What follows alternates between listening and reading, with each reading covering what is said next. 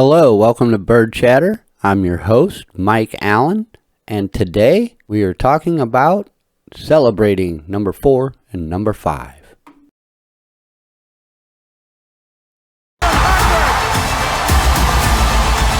This is it. This is the last inning. Albert Pujols' homecoming may always be the defining attribute of 2022. He took some time to reflect on his career and season with my friend Joe Buck in a 2-part interview. Here's part 1. How are you, my friend? Good to see you, pal. So good to see you, man. How's everything? Everything's great. Good. Everything is great. Awesome. Thanks for doing this. Yeah, buddy. I feel like on some level you're more willing to do this kind of stuff than maybe you've ever been. Am I right about that? That you kind of want to document this last season in St. Louis? Probably, I think it's really special. I think, just remember 22 years ago, first time stepping on the field.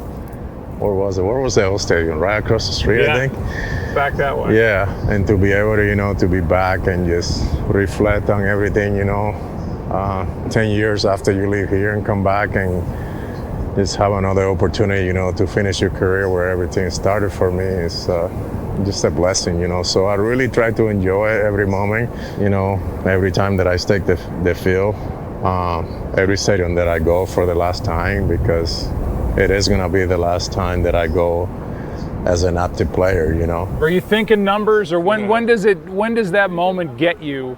Is it when you get past first base? Is it or even at all?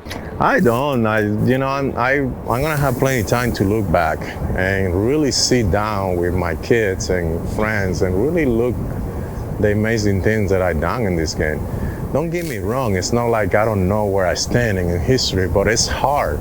It's hard for me, and I'm being honest with you. It's hard for me to really focus on the number when I'm an active player. Because I know that there's going to be more. We're standing here at first base, and we're talking hitting and home runs and all that other stuff. But I know you to be somebody who really takes pride in his defense. You and Yadier, what can you give us the sign that would happen when you go behind a runner and he'd throw down to first base? I mean, what I can't give you that secret in camera because then I'm in trouble. I can't. Is it him or is it you? Both. It's always been a connection between both of us. We always on the same page, Hen and I, and that's what's so good. Besides our relationship that we have built since he got to this organization, it's just the understanding of this game. I remember at the beginning of your career, I think it was Scott Rowland, somebody said to me, this guy runs the bases, he becomes invisible. Yeah. Was it somebody used to make fun of you for that in a yeah. good way, because Yeah. you'd steal a base. You go first to third, you go first to home, you go second to home when, you're a good base runner. I remember, I spent a whole week with Luke Brock here and second base mostly, because he told me, I want to make sure that you can score with any base hit. Doesn't matter how hard, how slow it is. If anybody, a fast runner can score, I want you to be able to score. And I knew that if I want to get better running the base, I'm one of the slowest guys in the league. Not the slower, because I think the slowest is in my team, Yadier. But that's a shot. But those times I spent a lot of time with him, and who's better than, Lou? Last question here. Without ever having asked you this before, I'm betting that you were a good student in school. Were you a good student in school? I was. I love school. Because you're a studier, and you study the opposition, and you look for trends and tips. And you have to. Yeah, but I feel like it's a lost art. Guys are still coming to you, I'm sure, hey, what do you see from, the Houston right-hander? And you're picking up little clues to maybe know what's coming. It's just little things like that in this game. Yeah, everybody's really focusing now on sabermetry, launch angle, and all that stuff. But remember, you still need to do the little things. Observe, when can I take advantage? If this guy is tipping, or if I can steal it back because he's giving it to me, he's doing 1-5, 1-7. All those little things go way beyond. And those are the things that when I'm sitting in that bench and you see me maybe laughing and laughing with Yadier and Wainwright, but both of my You're eyes is watching. on that pitcher, on that catcher, and on the game. Es tu oficina abierto? See? Your office is open down there? Yeah. Can we go walk and talk down at home plate? Yeah. After the break, I want to make sure that when I step out this batter's box, I own this. see part 2 of Albert's conversation with Joe Buck. Stay right here. You don't want to miss it.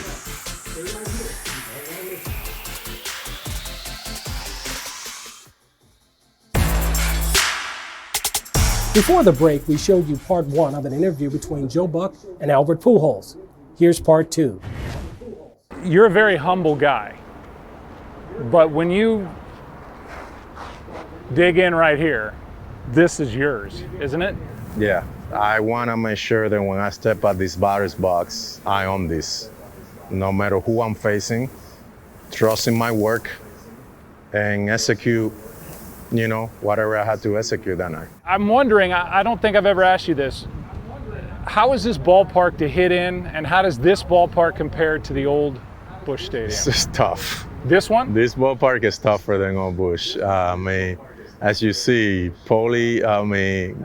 Goshman hit a ball the other night, 107, 108, straight center. That ball should have been on the sea, and the guy caught it barely in the warning track. And I told people, I'm like, this ballpark, it was a big yard. It's a pitcher's park, but I think back then the ball used to carry a little bit more. But it's a tough ballpark to hit. But it's been great ballpark for me. Have you surprised yourself this year at all? Be honest. No, I don't, because I know if I, and God can strike me, if I believe that I cannot play this game anymore, I don't think I would have been staying It's here. like McGuire. McGuire walked away. Yeah, if I would have believed in my heart of heart that I cannot, play this game anymore, I wouldn't be staying here. Like, I wouldn't waste the Cardinals' time. I wouldn't waste the fans. I wouldn't waste my time. But I think that when you have the gift from him, the ability, and you put the hard work, you can't be surprised about that. I always believe it's not how you start, it's how you finish. And, I think right when this team needed it more, I think, I'm having a great at-bats and more opportunity and helping this ball club to win. But to tell you the truth, I'm not because I know who I am, I know who I represent, I know where the gig is come from, which is from the Lord. And I have so many people praying and pushing for me, and I believe that I have a responsibility, not just for the Cardinal Nation, not just for the United States, but my country back in the Dominican Republic, who I want to make so proud every single day. I'm honored, to be a Dominican and represent my country also. I'm so proud of you. Thanks, You're just buddy. a wonderful human, and like I said at the ESPYs, you're one of the few guys that you see from a distance, and everybody hopes you're as nice as they think you are, and then they meet you and they realize you're even nicer. You're a great human being, and then a great ball player. No, I I'm proud appreciate of it, you. man. It means a lot, buddy. Appreciate you, bro. Thank you. Love you, bro. Thank you so much. You can see more Albert and Yadier coverage on YouTube. Watch videos from the entire season. But for now, don't go anywhere. There's more of our season finale after the break. From Bird Chatter, I'm Mike Allen. Subscribe to our channel for all our compilation videos. And you can see all of our artwork we use by visiting us on Pinterest.